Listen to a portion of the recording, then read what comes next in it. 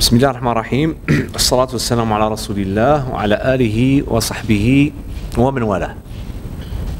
Alors rendu à la troisième séance de ce cours succession et droit patrimonial. Alors il y avait la première séance, c'est une séance inaugurale qui donne une idée sur le cours, c'est-à-dire un aperçu sur le cours, sur ses objectifs. Et puis la première séance, c'était la séance, c'est un chapitre introductif qui porte sur deux éléments, à savoir un aperçu sur l'héritage en islam, et par la suite on a mis l'accent dans cette introduction sur la spécificité du régime successoral marocain. Et par la suite, il y avait la première, c'est-à-dire la première partie, c'est une partie qui porte sur l'héritage, bien sûr à travers les dispositions du code de la famille. Et puis on a vu en premier lieu la définition de l'héritage, c'est-à-dire que la séance précédente a fait l'objet de la définition de l'héritage, ses piliers et ses conditions. Et maintenant, nous entamons dans la présente séance les causes de la successibilité et aussi les obstacles ou les inhibitions relatives à l'héritage. Premièrement, lorsqu'on parle des causes de l'héritage, là on se réfère directement à l'article 329 du Code de la famille qui stipule que les causes de la successibilité, comme les liens conjugaux et les liens de parenté, sont les causes légales et non pas conventionnelles ou testamentaires. Alors voilà, ni l'héritier ni son auteur ne peuvent renoncer à leur qualité d'héritier ou d'auteur. Alors ils ne peuvent s'en désister en faveur d'autrui. Voilà, c'est l'article 329 du Code de la famille. Il ressort de cette disposition juridique que les causes de l'héritage ou les causes de la successibilité, peut dire selon les termes de la disposition, sont deux. Premièrement, il y a le mariage, les liens conjugaux, et puis il y a la filiation. Alors, la cause de loyauté, comme j'ai dit lors de la séance précédente, est devenue juste de l'histoire. Premièrement, les liens conjugaux. Deux personnes en héritent, à savoir l'époux et l'épouse. Alors, c'est essentiel de noter que lorsqu'on parle des liens conjugaux, on se réfère bien sûr à l'époux et à l'épouse. Ce sont deux personnes en hérite, à savoir l'époux et l'épouse. Et puis le lien conjugal a lieu entre l'époux et l'épouse, bien sûr, dès que le contrat soit valable. C'est-à-dire il faut que le contrat de mariage soit valable. Et alors il faut que le contrat valable de mariage soit aussi conclu, mais certainement conclu, mais valable d'un point de vue juridique. Et même si ce mariage n'est pas consommé par de relations d'intimité ou de relations sexuelles. Donc, un contrat de mariage nul ou une relation hors cadre de mariage ou d'un mariage valable ne permet pas la successibilité. Alors, on ne permet pas à la personne d'être un héritier.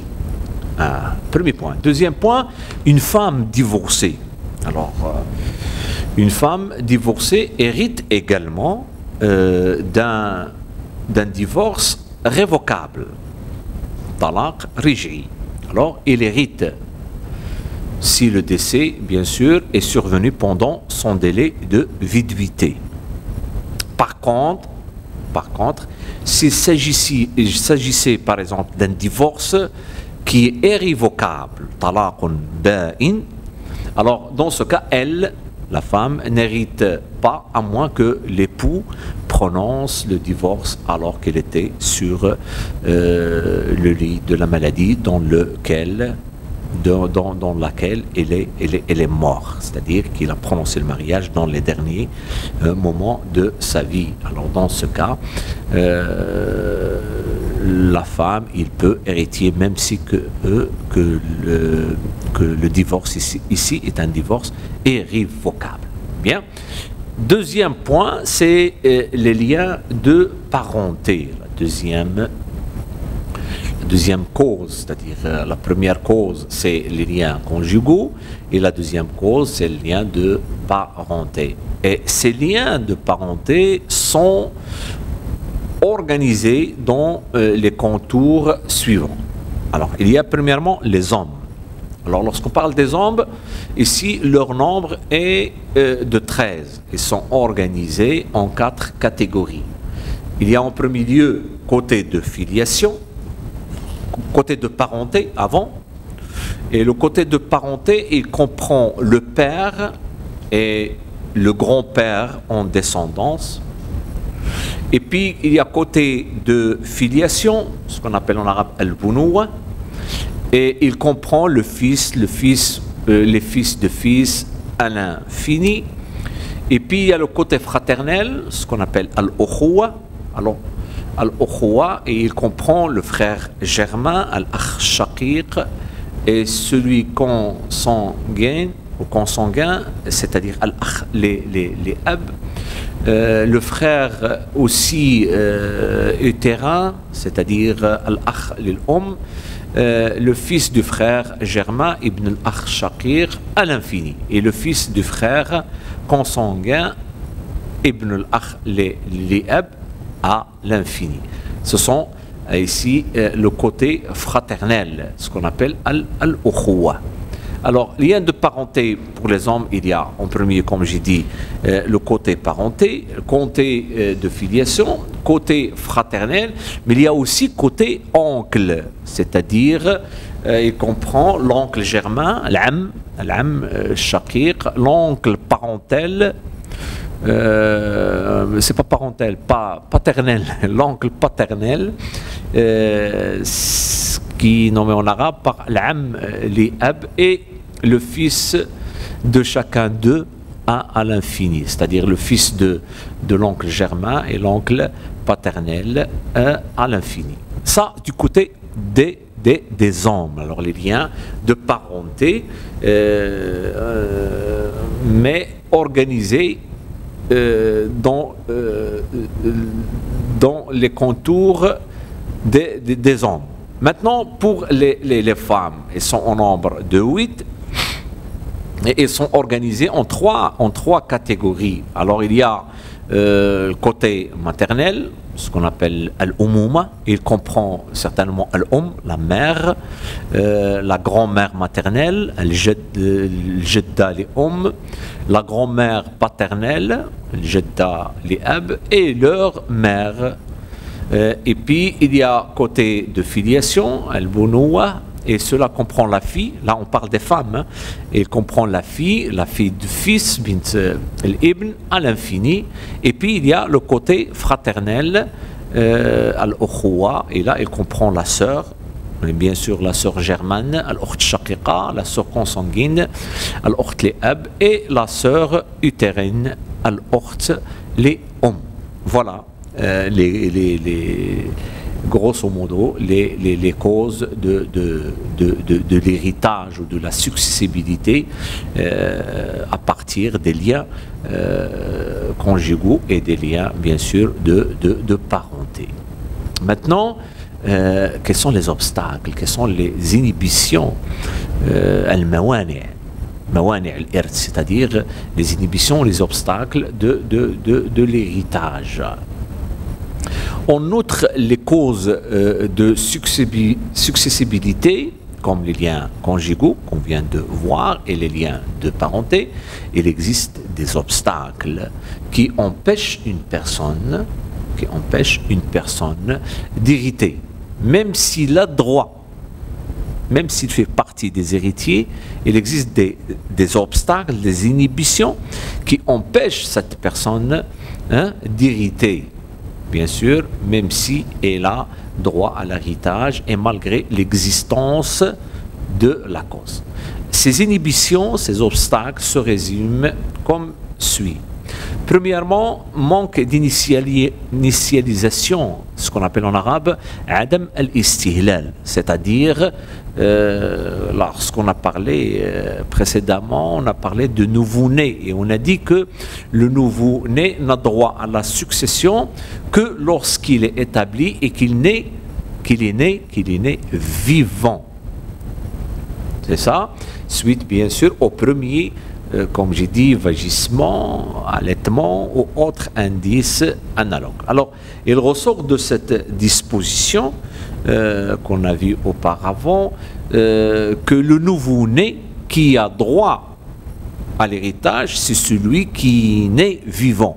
Ce qui fait que le nouveau-né qui ne crie pas, ne pleure pas et ne bouge pas, n'est pas vivant. Alors, donc, il est né mort et il ne peut pas hériter. Ce qui fait que le manque d'initialisation, Adam Istihlal, de nouveau né, alors, signifie qu'il est né mort, donc il n'a pas droit à l'héritage et il ne peut pas hériter. Premier point. Deuxième point, soupçon ou doute de la mort de Cujus, de l'héritier. Ce qu'on appelle ashak, le doute. Et là, c'est lorsqu'on est devant deux personnes décédées et on ne sait pas lequel est mort avant. Surtout que les morts n'en héritent pas. Ce qui fait que, et ici, on doit souligner que le doute a de nombreuses formes, y compris, par exemple, le doute sur la cause de l'héritage, le doute sur l'obstacle ou l'inhibition de l'héritage, comme le soupçon que le meurtre était volontaire ou involontaire, le doute sur la condition de l'héritage, comme par exemple le doute sur l'initiation de l'enfant, ou le doute sur la première personne décédée. Et là, on trouve souvent ce cas lorsqu'on est devant plusieurs morts ou plusieurs personnes décédées dans les accidents ou autres tremblements de terre, des inondations, et on ne sait pas exactement la première personne décédée pour qu'on puisse faire la distribution selon ce qui a été mentionné dans le code. Alors, ce qui fait que le soupçon ou le doute, choc de la mort de Cujus est une inhibition, est un obstacle à l'héritage. Troisième point, c'est malcroyance, al-kufr ou la malédiction. Non, c'est pas le kufr, la malédiction, c'est al-li'an. Al-li'an, c'est un serment. C'est un serment du mari sur la grossesse ou la fornication de son épouse et le refus de l'épouse par un serment. C'est ça ce qu'on appelle en arabe al-li'an. C'est ce qui se passe entre les époux à cause du refus de grossesse ou du procès pour adultère. Donc les deux sont alliés et puis l'interdiction se perpétue entre eux. Donc ils n'héritent pas. Un autre point, c'est l'incrédulité ou l'incroyance, qu'on appelle en arabe al-kufr. Alors, c'est un obstacle aussi, c'est une inhibition pour hériter. Et là, en vertu de l'article 322 du Code de la famille, il n'y a pas de successibilité entre un musulman et un non-musulman, ni dans le cas où la filiation paternelle est désavoué légalement. C'est l'article 332. Et puis, il y a aussi ce qu'on appelle l'esclavage, ar-riq en arabe. Il n'est plus applicable, comme j'ai dit, et il est devenu de l'histoire. Puis, il y a la fornication. Il n'y a pas d'héritage entre le fornicateur et son fils par adultère, mais il hérite de sa mère. Et elle aussi hérite de lui. Et puis, enfin, il y a al-qatl al-amd, c'est-à-dire l'homicide volontaire, ce qu'on appelle le meurtre. Et là, en vertu de l'article 333 du Code de la famille, celui qui tue volontairement le de Cujus n'hérite pas de ses biens. Alors, il n'a pas le droit.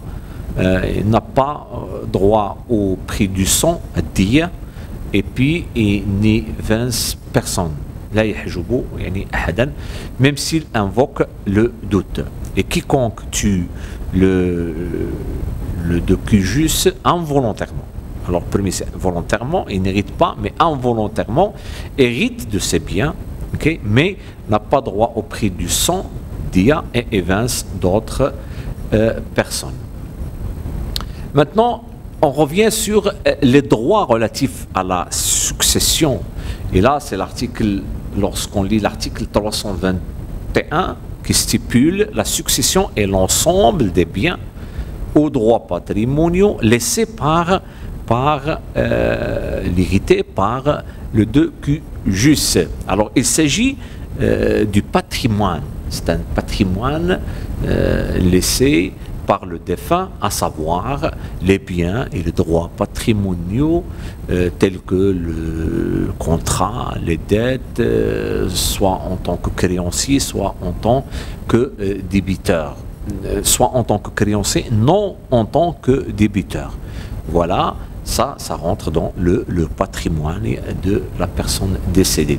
Ce qui fait que la succession ne peut être répartie, ne peut être redistribué entre les héritiers qu'après avoir déduit, comme on a dit, les droits relatifs à la succession, c'est-à-dire le droit qui s'y rattache.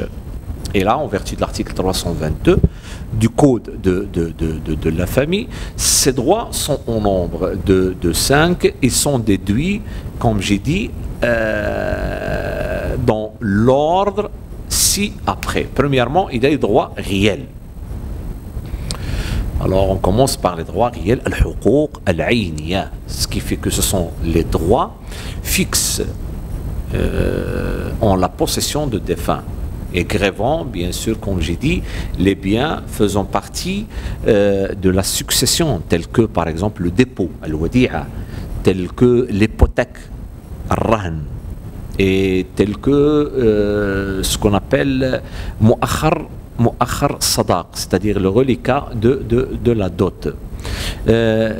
Deuxième de ces droits, c'est provision pour préparation de défunts, ce qui dit en arabe, on appelait en arabe ma'ounat tajhiz al-mayyit. Alors ce sont les frais funéraires réglés dans les limites de convenance, c'est-à-dire il s'agit des dépenses nécessaires pour assurer sans gaspillage bien sûr et dans les limites de convenance telles que mentionnées dans l'article.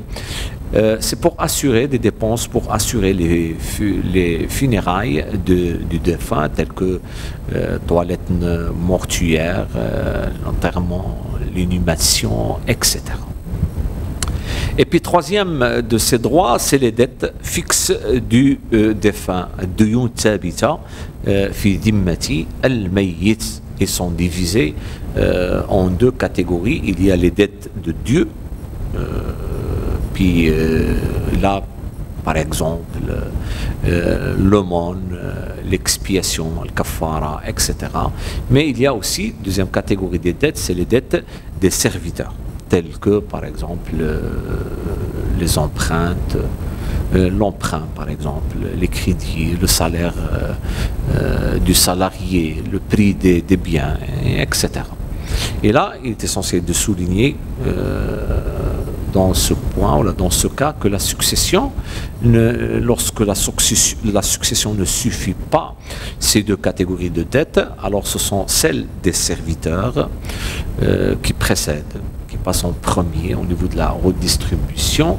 Pourquoi? Parce que les dettes de Dieu peuvent être pardonnées par Dieu, le pardonneur et le miséricordieux. Quatrième droit, c'est relatif à la succession, c'est le testament. Là, il s'agit d'un testament valable en premier lieu et aussi exécutoire, par lequel le défunt fait un don d'une partie de ses biens. Et cette donation ne doit pas dépasser un tiers du patrimoine. Il ne peut pas être exécuté qu'après la mort du défunt. Aussi, le bénéficiaire d'un testament ne doit pas être un héritier, car le prophète, paix et salut sur lui, a dit: Dieu a donné à chaque personne juste son droit. Et il n'y a pas de testament pour un héritier. C'est un hadith rapporté par Al-Bukhari. Et enfin, il y a les droits des héritiers, huquq al-waratha. C'est la succession nette qui reste après la libération des droits antérieurs. Elle est répartie entre les héritiers méritants selon l'ordre établi au code de la famille et en compatibilité avec les préceptes de l'islam. Alors je tiens à vous remercier pour votre attention. Voilà grosso modo quelques éléments essentiels liés aux causes et aux inhibitions et obstacles de l'héritage. Merci et à la prochaine séance.